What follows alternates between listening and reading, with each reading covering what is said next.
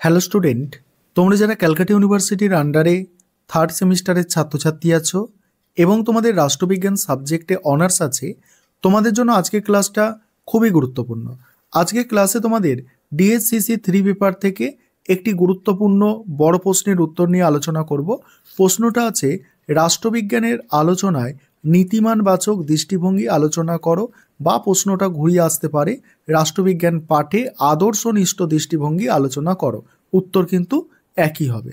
এই প্রশ্নটা তোমাদের 10 নম্বর বা 20 নম্বরের জন্য খুবই গুরুত্বপূর্ণ একটা প্রশ্ন।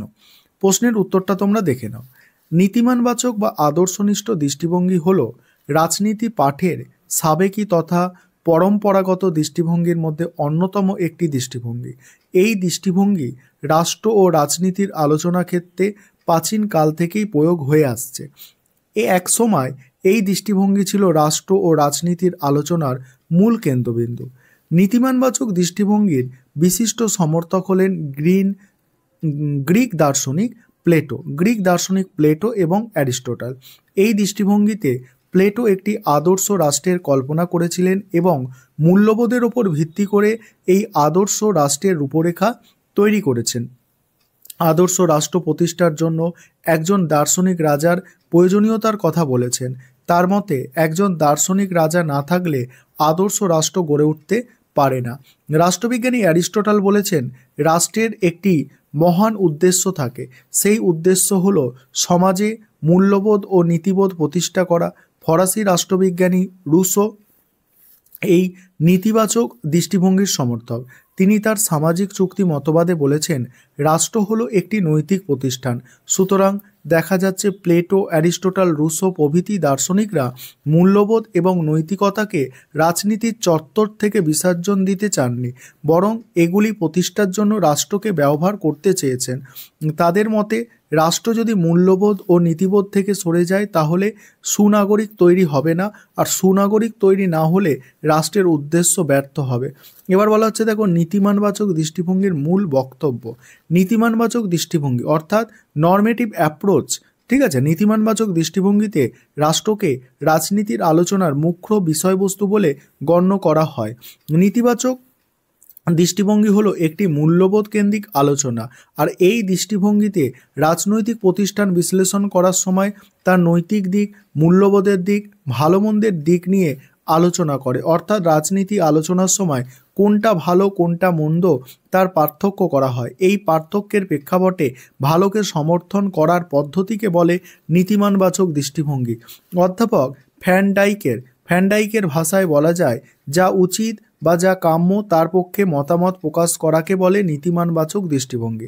এই দৃষ্টিভঙ্গির সমর্থকেরা মূল্যবোধের ওপর গুরুত্ব দিতে চায়, বাস্তবে কি ঘটেছে তার দিকে লক্ষ্য না রেখে কি ঘটা উচিত তা নিয়ে আলোচনা করে।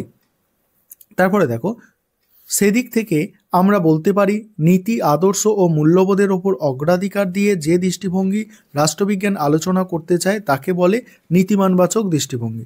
এবারে নীতিমানবাচক দৃষ্টিভঙ্গির বৈশিষ্ট্য বা নীতিমানবাচক দৃষ্টিভঙ্গির উপাদান এটা আলোচনা করব। তার আগে যে বিষয়টা বলার আছে, তোমাদের জন্য অনলাইন কোচিং ক্লাস চলছে। তোমরা যদি কেউ অ্যাডমিশন নিতে চাও বা তোমরা স্টাডি মেটেরিয়াল পারচেস করতে চাও, সেক্ষেত্রে তোমরা নিচে যে নম্বরটা দেখতে পাচ্ছ এই নম্বরে যোগাযোগ করে স্টাডি মেটেরিয়াল পারচেস করতে পারো বা আমাদের পেড ব্যাচে অ্যাডমিশন নিতে পারো। এবার নীতিমানবাচক দৃষ্টিভঙ্গির বৈশিষ্ট্য দেখো। রাষ্ট্রবিজ্ঞানী অ্যালবার্ট ওয়েন নীতিমানবাচক তথ্যের কয়েকটি উপাদানের কথা উল্লেখ করেছেন। প্রথমত, সামাজিক নীতি এমনভাবে প্রয়োগ করতে হবে যাতে সমাজের মানুষের মঙ্গল হয়। চাহিদার তৃপ্তি সাধন হলে মানুষের মঙ্গল হবে বলে মনে করা হয়। এখানে চাহিদাকে সংকীর্ণ অর্থে ব্যবহার করা উচিত নয়। সমাজের পক্ষে কল্যাণকর নয় এমন চাহিদার তৃপ্তি সাধন নীতিবাচক দৃষ্টিভঙ্গি সমর্থন করে না। দ্বিতীয়ত, নেতিবাচক দৃষ্টিভঙ্গি মনে করে কল্যাণ সাধন করা যথেষ্ট নয়, দেখতে হবে সেই কল্যাণের সুফল সব শ্রেণীর মানুষের মধ্যে বণ্টিত হয়েছে কিনা। কিছু সংখ্যক ব্যক্তির চাহিদা পূরণ হবে, এই বৈষম্য নীতিবাচক পদ্ধতি অনুমোদন করে না। তৃতীয়ত, নেতিবাচক দৃষ্টিভঙ্গি মনে করে কল্যাণের দায়িত্ব সরকারকে নিতে হবে, স্বেচ্ছাসেবী সংগঠনও কাজ করতে পারে। সমালোচনা কি বলা হচ্ছে দেখো। প্রথমত, সমালোচকরা মনে করেন নেতিবাচক দৃষ্টিভঙ্গির একটি অবাস্তব দৃষ্টিভঙ্গি। এই পদ্ধতি বাস্তব সমস্যার সমাধানের পথ দেখাতে পারেনি। তাই রাজনীতির ক্ষেত্রে এই দৃষ্টিভঙ্গি ব্যর্থ, কারণ রাজনীতিবিদরা সম্পূর্ণরূপে আদর্শনিষ্ঠ হবে এমন আশা করা যায় না। প্রকৃতপক্ষে আদর্শের ওপর অত্যন্ত গুরুত্ব আরোপ করতে গিয়ে এটি অনেকটা কাল্পনিক হয়ে গেছে। দ্বিতীয়ত কি বলা হচ্ছে দেখো, অধ্যাপক মর্গেনথাউ বলেছেন বাস্তব রাজনীতি হলো শক্তির রাজনীতি। সমাজতত্ত্ববিদ ম্যাক্স ওয়েবার বলেছেন রাজনৈতিক দলগুলি ক্ষমতার দুর্গে বাস করতে চায়, রাজনীতিবিদরা ক্ষমতা অর্জন করতে চায়, সেখানে মূল্যবোধের কোনো স্থান নেই। সেক্ষেত্রে নেতিবাচক দৃষ্টিভঙ্গি গুরুত্বহীন হয়ে পড়েছে। তৃতীয়ত, আজকালকার রাজনীতি হলো ম্যাকিয়াভেলির রাজনীতি, অর্থাৎ রাজনীতির সঙ্গে নৈতিকতার বিচ্ছেদ ঘটাতে চায়, আর তাই এখন রাজনীতিতে আদর্শ বোধের স্থান নেই। চতুর্থ কি বলা হচ্ছে দেখো, চতুর্থ, মার্ক্সবাদীরা বলেছেন নেতিবাচক দৃষ্টিভঙ্গি হলো বুর্জোয়া দৃষ্টিভঙ্গি। তারা বলেছেন বাস্তববাদী দৃষ্টিভঙ্গি নিয়ে রাষ্ট্রবিজ্ঞানের বিজ্ঞানসম্মত আলোচনা করা সম্ভব, আর এই দৃষ্টিভঙ্গির জনপ্রিয়তা নেতিবাচক দৃষ্টিভঙ্গিকে দুর্বল করে দিয়েছে। এবার মূল্যায়নে কি বলা হচ্ছে দেখো, সমালোচিত হলেও রাষ্ট্রবিজ্ঞানী ওয়াসাবি বলেছেন এই পদ্ধতির প্রয়োজনীয়তা ফুরিয়ে যায়নি। অধ্যাপক বল বলেছেন মূল্যবোধকে বাদ দিয়ে রাজনীতি সর্বজনীন স্বীকৃতি পাবে না। রাজনৈতিক তত্ত্ব মাত্রই কোনো না কোনো মূল্যবোধ বা আদর্শের দ্বারা প্রভাবিত হয়। মূল্যবোধহীন রাজনীতি মানুষের শ্রদ্ধা হারাবে। মানুষ আদর্শ রাষ্ট্র গড়তে চায়। নেতিবাচক দৃষ্টিভঙ্গির সমর্থকরা আদর্শ রাষ্ট্রের চিত্র তুলে ধরে মানুষের স্বপ্নকে রূপ দিতে চেষ্টা করেছে।